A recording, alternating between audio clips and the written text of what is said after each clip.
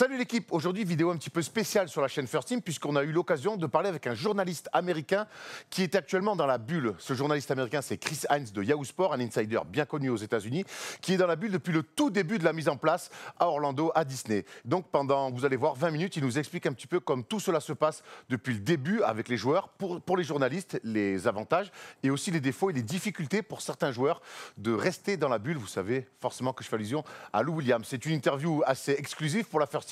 Et vous allez voir, il y a plein de choses archi intéressantes que Chris nous raconte. Il y a aussi de sacrés bons fous rires aussi. Amusez-vous bien, les gars. No problem. Okay. Since when you're in the bubble in Orlando?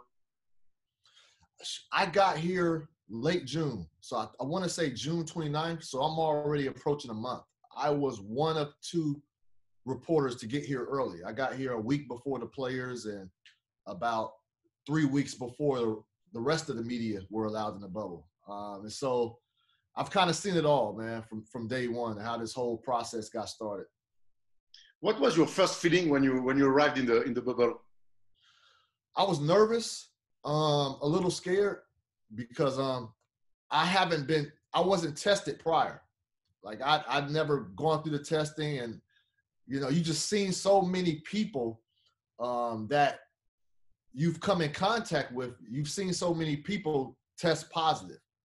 And so I was nervous. I was nervous. So I didn't know if I came out here and got tested. I didn't know if I got tested and I was positive, that they would send me back home. You know, I was just nervous. I didn't know what to expect. But thankfully, the test, you know, they test us daily, but thankfully it's just a mouth swab. It's the mouth swab and a nose swab. It's not that test that goes all the way up to your brain, because I couldn't do that every day. But I was just nervous, you know, just nervous and a little scared because we've never been in, you know, we've never experienced anything like this in the world, let alone our country. So it's just still, you know, we're still trying to grasp everything right now. But, you know, I'm still a little nervous as of right now, but obviously not as much as I was when I first got here. Can you explain us how it works for a journalist in the bubble, your day by day? Yeah, so you have to get tested daily. And I explained that, the mouth swab, the nose swab. And okay, we have this Disney wristband. This Disney wristband allows you to get into your room, but also allows you to get in and out of certain facilities in the bubble. Now, before we leave the room, we have to take our thermometer, our temperature with our thermometer, and we have to, there's an oximeter reading that you put on your finger, and it gives you that reading. So you input that into this My Health app that we have. So you input your readings into this My Health app. And so depending on what your readings are, the My Health app should say, you're good to go, green. These temperatures are okay. Once you do that, then you can leave the room. So you have to do all of that before you even leave the room, before you even clear to leave the room. Now, if your temperatures are too high, I haven't experienced that yet, thankfully, but if your temperatures are too high, you're going to get a different color. You know, obviously green is good. I don't know what the color is if the temperature is too high. I haven't experienced that. But if your temperature is too high, you cannot leave that room, and a physician will come to your room and check on you. And so once that information is green in your My Health app, it automatically puts a signal into your wristband. And that way I could go in and out. So say if my temperature was bad, it was a high temperature and everything, and it gave me like a yellow or red mark in my app, it will automatically signal to this, and I wouldn't be able to get in and out of places because of my temperature. So the NBA is doing a really good job of just implementing protocols and testing in place to try to make sure everybody is safe as possible. So I have to give them that. So you're a journalist, and now you have to be a scientific too. Oh, you have to. No, you have to. I'm a physician. I'm a doctor. You know, I'm doing all my own testing. You know, so it's a lot. And sometimes I forgot. Like there was one time where I was trying to leave the campus, not leave the campus, but I was trying to leave this resort and go off to a practice that's on another different part of the campus. And you got to scan your wrist before you leave. And so I scanned my wrist, and it was a yellow mark. And the security guy came up to me like, hey, excuse me, hold on. You can't leave. You got a yellow mark. I'm like, what's a yellow mark? It was like, did you do your temperatures? Did you do your readings? I'm like, nah, I forgot, man. I forgot. So I couldn't even leave this area. I had to go back to my room and do my temperature readings. And so it's pretty strict. Yeah, it's strange. Did you speak with the players? They're happy with the restart? Yeah, I think for the most part, they are. So a little background. When I first got here at this resort, I'm at the resort called the Coronado Springs Resort. At this resort, this is where the top teams are staying at in the standings. So you got the Lakers, Clippers, Utah Jazz, Denver Nuggets, Toronto Raptors. I'm missing a few others. But we're all on the same resort. And so when I first got here, remember, it was only 2 reporters here, me and somebody else first. So we were sharing the same restaurants, the same hallways, pathways, the same jogging trails. Like we're just all together. And so, you know, I had a chance to talk to a lot of players just in passing. You know, obviously, you know, LeBron would come up, you know, and say what's up, and we'll have conversations. But, you know, everybody for the most part just really couldn't believe that we've actually got to this point. You know what I mean? Like we didn't know if the season was going to start, let alone start in a bubble. And everybody is, for the most part, everybody is here. And so it's just, I think players are still in awe. But, you know, we have a long way to go. You know, everything is good so far. Just last week, 0 positive tests from 300 plus players, which is good. And so they're heading in the right direction. But for the most part, players are just trying to take it day by day because we don't know what to expect. For the most part, it's okay, but for a few players, it looks like hard because Lou Williams make the headlines by going into the bubble. What is your feeling about that? Look, man, he had an excused absence, and he had excused absence. He had to visit a funeral of a family member, but obviously he made a stop at Magic City, which is a prominent strip club here in the United States. But look, I'll say this, man. When you leave this place, it's all about optics. We're trying to keep everybody safe and healthy. And so Lou Williams said he went over there to get his, you know, he goes over there to eat. And I've never been to Magic City myself, but I have heard people rave about the food, like the food in that establishment. And so I don't knock him. I do think he was going there to get something to eat. But you can't go in there right now. You know, with the NBA so strict on making sure everybody is secure, like there's a lot riding on this season. Like they want this season, they want to be able to crown a champion. And the only way to crown a champion is if we're going along with this season successfully, everybody is following the rules. So by Lou Williams going in that establishment, he risked himself, the health of himself, and also he risked jeopardizing the health and safety of everybody here when he arrives. So he can't do that. And if you go, Erwin, you can't let somebody take a picture of you and post it on the internet. Come on, Erwin, man, come on, man. I mean, if you're going to the strip club, man, no pictures. You didn't no pictures. That's a rule.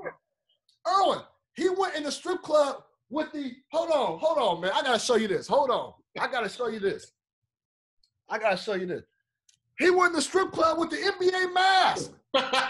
With the NBA mask. Come on, Erwin. How you going to do that, man? And then his friend, and then Jack was talking about that was an old photo. I don't know if you saw his tweet. Oh, that's an old photo of Lou Williams. Old photo? They had these masks back last year? Oh my God! So let's talk about the game. Can you describe us the atmosphere without the crowd during the game?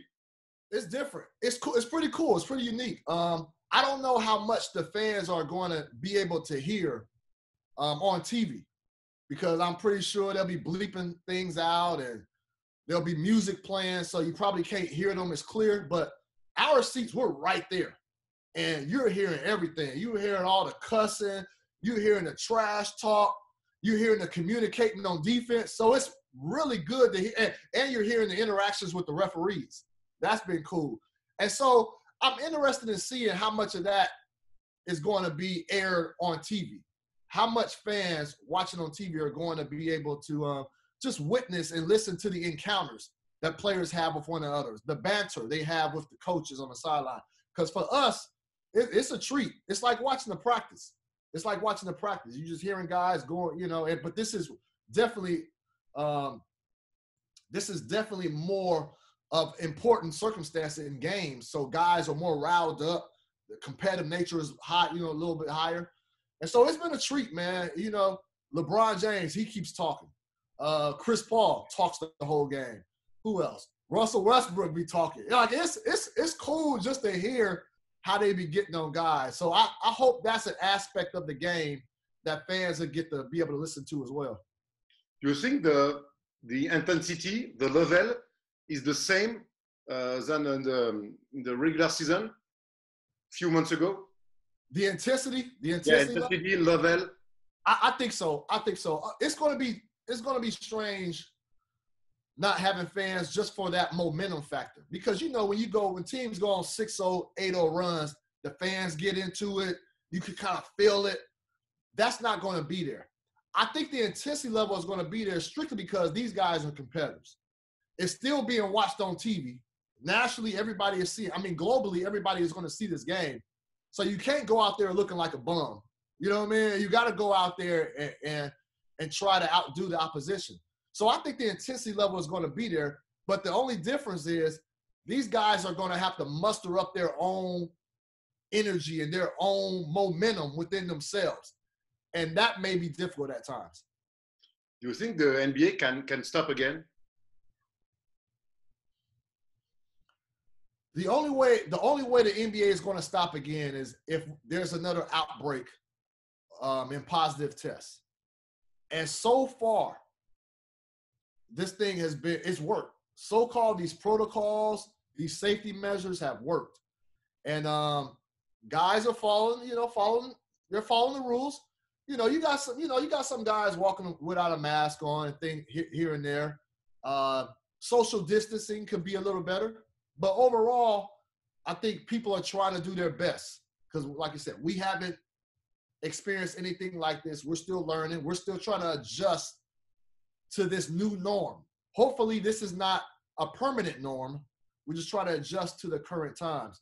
But the only way, look, that is the last resort option of the NBA stopping again. The only way that's going to happen is if there's an outbreak in corona cases. And hopefully if these measures are still being enacted and players are still adhering, we should be okay. But it's a long way from now. A lot of people think the next NBA champ will be special. Do you agree with that? The next champs will be who? Will be special. The next NBA champion will be special. Do you agree with that? Yeah. I agree with it look, everybody's here. Everybody's trying to win. So a championship is always special. I just can see a scenario. But check this out. I'm going to say this. And that's a good question. Because this season, to me, the way it's set up, I think there's a possibility that a Cinderella team can run through it. Because remember, guys ain't played ball in 3-4 months, like competitive ball. And so the Lakers, they were one of the hottest teams before the season ended. Do they still have that momentum? Avery Bradley's not there. Rajon Rondo is not there. They got to work new guys in.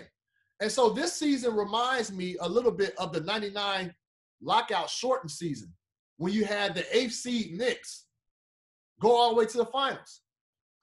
The way this is structured, like Portland Trailblazers, they're a scary team. Like if they're able to get into the playoffs, I think they can give the Lakers trouble. Obviously, I would still favor the Lakers. But if they get past the Lakers, I think they can shoot to the finals. Like just the way this is set up, the Houston Rockets is another team. The way this is set up and the fact that guys have been off for so long, it's set up for a Cinderella to come in here and surprise people. And if a Cinderella team does win, to answer your question, I can see people saying, well, certain teams didn't have their guys. Avery Bradley didn't show up.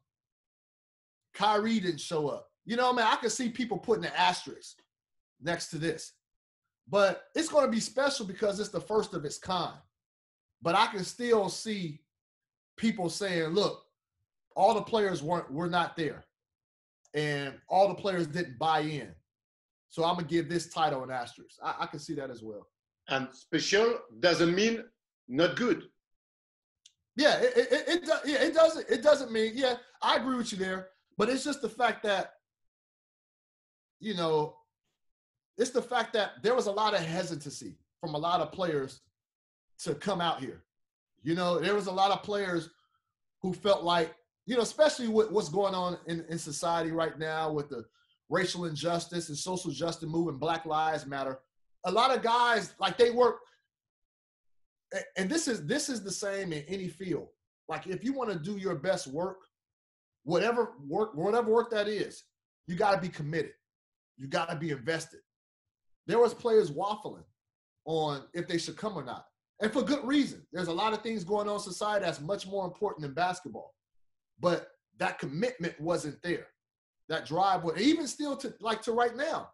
Like, this is hard being away from your family and kids. You know, even for the players, they're going to have, families going to be allowed to come during the playoffs.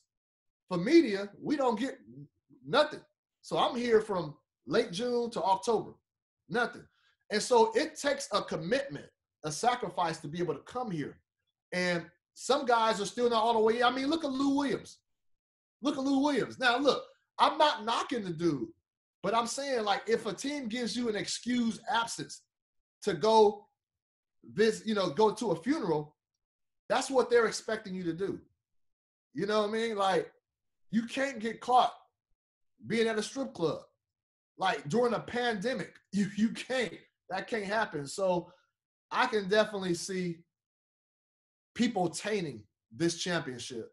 But look, the ones that's here, they're playing, they're trying to compete, and so they're not going to view it like that. Last question, who would be the champ? I go back and forth on this. Me too. I go back and forth. Look, I'm going to say this. I don't want to cop out. I want to answer your question. I think a champ comes out of the West. And my favorites are obviously the Lakers and the Clippers. Lou Williams is going to be out for the first 2 games of the regular season, so that shouldn't be a big deal. But I'm going with the Lakers. I'm going with the Lakers. Even though the Lakers they're trying to work J.R. Smith into the fold. They're trying to work Dion Waiters. So they're not exactly the same team. Like, they had their rotations kind of set. Avery Bradley start, bring Kentavious Caldwell off the bench, Caldwell Pope off the bench. Now they got KCP starting. And so who's that next guard? Is it Dion Waiters? Is it J.R. Smith? And then when Rondo gets back, is he going to be healthy coming off of that broken thumb?